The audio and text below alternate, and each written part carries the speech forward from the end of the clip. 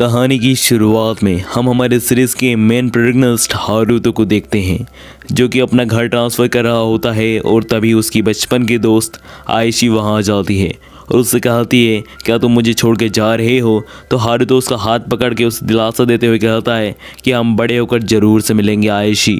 तो आयशी उससे कहती है कि मैं तुमसे ही शादी करूंगी, इसका मैं वादा करती हूँ। और इसी वादे के साथ हमारा सीन शिफ्ट होता है और हम देखते हैं हारुतो को जो कि बस में इसी बात को याद कर रहा होता है कि तभी उसे एक छोटी सी बच्ची देख रही होती है, जिसे वो जब देखता है तो वो अपना मुंह फेर लेती है। इसी सीन के बीच में वो बस बेकाबू हो जाती है जिसमें हारुतो बैठा हुआ होता है और वो बेकाबू होकर ट्रेन के सामने आ जाती है, जिसके कारण ट्रेन और बस का एक्सीडेंट हो जाता है।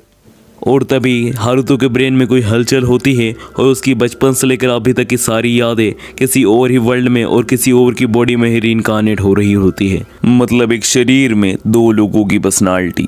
इसके बाद रियो, जिसके शरीर में अभी हारुतो की मेमोरी रीइंकार्नेट हुई है, वो सोच रहा होता है कि आखिर मैं कौन हूँ, रियो या फिर हारुतो। फिर हारुतो की पर्सनालिटी कहती है कि मैं तो बस में था ना।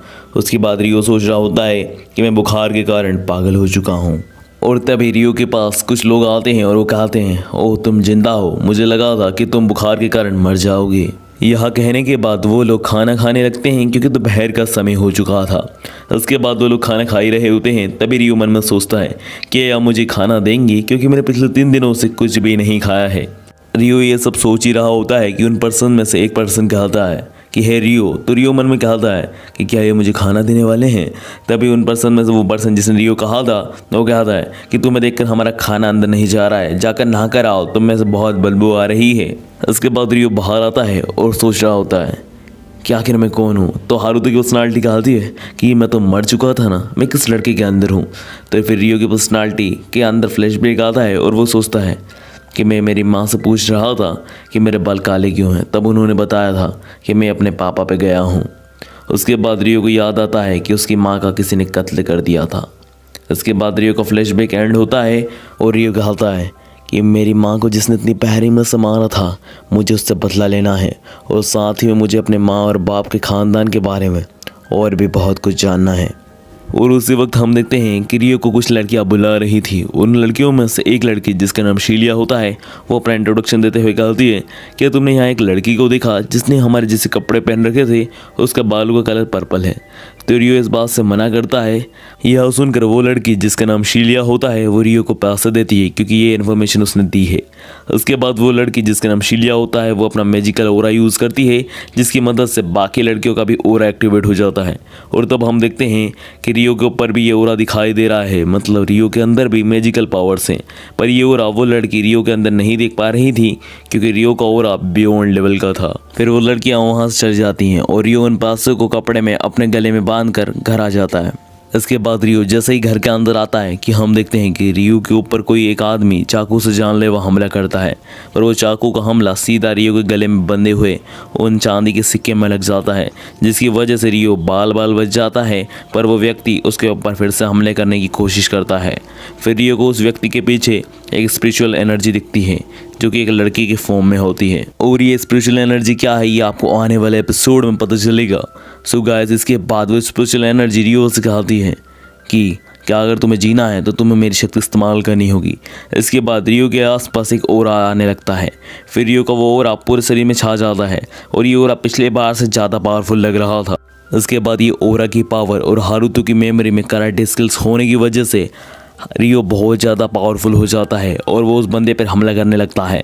फिर कुछ देर फाइट करने के बाद हारुतो और रियो एक ही पर्सनालिटी में होने की वजह से उस बंदे को इजीली हरा देते हैं। उस बंदे को हराने के बाद रियो को किसी आवाज़ आने लगती है। फिर वो एक बोरे की तरफ देखता है जहाँ पर ये आवाज़ आ रही थी। फिर उस बोरे को खोलकर वो देखता है कि उसे यहाँ पर एक राजकुमारी दिखती है और वो राजकुमारी उससे कहती है कि मुझे प्लीज़ कैसल ले जाओ। फिर राजकुमारी इधर उधर देखने लगती है तो उसे इतना सारा खून देखकर डर जाती है और वहीं बेहोश हो जाती है। रियो उस प्रिंसेस की बात सुनकर उसको लेकर बाहर आता है और उसे केस ले जाने की कोशिश करता है, पर उसके सामने ही वो चारों लड़कियां वापस आ जाती हैं और उनमें से एक लड़की जिसका नाम क्रिस्टीना होता है वो सीधा आकर रियो को चाटा मार देती है और कहती है तुमने ही उसे किडनैप किया और हमारे सामने भले बन रहे थे कि तुम्हें कुछ भी नहीं पता है। यह सब देख कर रियो मन में कहता है एक तो मैं इसे बचा रहा हूँ, ऊपर से मुझे ये सब झेलना पड़ रहा है। और ये सब सोच ही रहा होता है और कहता है कि मैं तो उसे बचा रहा था कि तभी वेनेसा उसके ऊपर तलवार रखती है और कहती है कि अगर तुम सच्चे हुए कि तुम राजकुमारी के साथ कुछ नहीं करना चाहते थे तो तुम्हें सही सलामत घर छोड़ दिया जाएगा, वरना तुम्हें बहुत कड़ी से कड़ी सजा दी जाएगी। ले चलो इसे कैसल। इसके बाद हमें कुछ समय बाद का सीन दिखाया जाता है जहाँ पर सारे सिपाही उस बंदे को पकड़ लेते हैं जिसने रियो के ऊपर हमला किया था। उसी समय हमें दिखाया जाता है कि उन सारी भीड़ में से एक बंदा जिसने कैप पहना हुआ होता है वो कुछ स्पिरिचुअल पावर का यूज़ करता है और तभी जिस बंदे ने रियो के ऊपर हमला किया था वो अचानक ही अकस्मात उसकी मौत हो जाती है। और इधर हम कैसल का सीन देखते हैं जहाँ पर रियो के ऊपर यातनाएं की जा रही थीं ताकि वो सच्चाई बोल दे कि उसने आखिर राजकुमारी को क्यों किडनैप किया था। पर रियो तो बेचारे ने कुछ भी नहीं किया था, फिर भी उसको इतना सब झेलना पड़ रहा था। और उसी वक्त उन सोल्जर्स का लीडर जो कि रियो के ऊपर यातनाएं कर रहे थे वो बाहर आता है और कहता है, हे मुजरिम, तुम मेरे हाथों आज जिंदा नहीं बचोगे।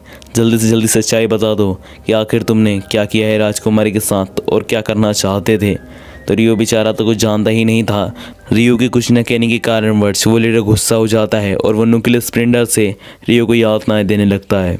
और उसी समय हम इधर राजकुमारी को जागते हुए देखते हैं कैसल में, और वो जागते से कहती हैं कि मैं कहाँ हूँ। तभी उनके साइड में खड़ी हुई लड़कियाँ कहती हैं कि राजकुमारी आप महल में हो। तब राजकुमारी कहती है कि क्या हुआ था मेरे साथ। तभी वो लड़कियाँ कहती है कि हमने उस बच्चे को पकड़ लिया है जिसने आपको किडनैप किया था। तो राजकुमारी कहती है उस लड़के ने मुझे किडनैप नहीं, उसने ही मुझे बचाया था।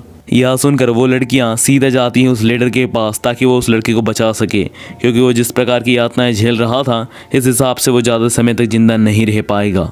और इधर हमारा सीन शिफ्ट होता है और हम देखते हैं कि वो सोल्जरों का लीडर रियो को बहुत बहरे में से मार रहा होता है कि तभी वहाँ पर सिलिया और वेनेसा जाती हैं और कहती हैं कि रुक जाओ, वो निर्दोष है। तो वो लीडर कहता है ऐसा कुछ भी नहीं है, इसने ही राजकुमारी को किडनैप किया है। तो सिलिया और वेनेसा कहती है कि राजकुमारी जाग चुकी है और उन्होंने इसे निर्दोष बताया है, बल्कि इसी ने राजकुमारी की जान बचाई है। इसके बाद हम उस लीडर को देखते हैं जो कि वहाँ से भागने की कोशिश कर रहा होता है क्योंकि उसने एक निर्दोष को इतनी बुरी तरीके से यातनाएं दी हैं। उस सोल्जर लीडर के वहाँ से भाग जाने के बाद सिलिया और वेनेसा लटके हुए रियो को नीचे उतारती हैं। उसके बाद सिलिया अपने हीलिंग मैजिक से रियो को हील करने लगती है। फिर रियो चिल्लाकर कहता है कि मेरे जैसे अनाथ से तुम सब इतनी हमदर्दी क्यों दिखा रहे हो। यह सब सुन के सिलिया रियो से माफ़ी मांगती है इन सब चीज़ों के लिए, पर रियो उसी समय बेहोश हो जाता है। इसके बाद सीन शिफ्ट होता है और हम देखते हैं रियो को आंखें खोलते हुए, जहाँ पर रियो सबसे पहले सिलिया को देखता है और सिलिया रियो की आंखें खुलती हुई देखकर कहती है कि गॉड का शुक्र है कि तुम्हें ज़्यादा चोट नहीं लगी। सिलिया को देखकर रियो कहता है कि अभी मैं कहाँ हूँ। तो सिलिया कहती है कि तुम अभी कैसल में हो और साथ ही में पूर्णतः सुरक्षित हो। तो रियो कहता है कि आप मुझे अपने हीलिंग मैजिक और इत्यादि मैजिक सिखाओगे। तो सिलिया कहती है कि मैं तुमसे इसी बात में कुछ कहना चाहती थी कि राजा ने तुम्हें कल दरबार में बुलाया है और साथ ही में इस राज्य की सबसे अच्छी एकेडमी में तुम्हारा एडमिशन कराया है, क्योंकि तुमने राजकुमारी की जान बचाई है, इसलिए ये तुम्हारा ये तोहफा है। और साथ ही में इसीलिए ये भी कहती है कि इस एकेडमी में मैं भी एक प्रोफेसर हूँ। इस एकेडमी में अगर तुम पढ़ोगे तो हाई लेवल मैजिक तो क्या, तुम मुझसे भी अच्छा मैजिक सीख पाओगे। इसके बाद हमारा सीन शिफ्ट होता है और हम कुछ दिन बाद का सीन देखते हैं जहाँ पर रियो को राज दरबार में बुलाया गया है उसकी बहादुरी के लिए, उसे सम्मानित करने के लिए, जहाँ पर राजकुमारी कह रही होती है कि यही वो हीरो है जिसने मुझे बचाया है। उसके बाद हमें रियो का सीन दिखाया जाता है और वहीं ये आज का एपिसोड एंड हो जाता है। सो गाइस, क्या लगता है आपको, क्या रियो एकेडमी में जाकर इजीली अपनी एकेडमी पार कर पाएगा या फिर एकेडमी में कोई और इस समस्या रियो का इंतज़ार कर रही है? देखेंगे नेक्स्ट वीडियो में। तब तक के लिए बाय बाय।